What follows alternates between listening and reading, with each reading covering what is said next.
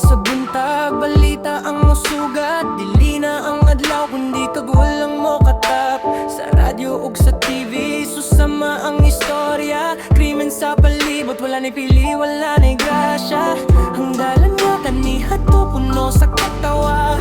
Karong giputos na sa kahadlok ug kaba. Nganong naingonan ni andagan sa kalibutan. Usisya ba kaha ato pa bang makitaan? Daghan ang gipanggay, garbo ang gikuha. Daghan ang gipang patay, kinabuhi gipapa. Ug ang labing pait ang mga biktima. Mga inosenteng bata, wala pa'y kalibutan sa sala. Hinaot pa unta, ining kangit-ngit mahanaw. Pangitaon na to, pag-usap ang nawala nga kalinaw.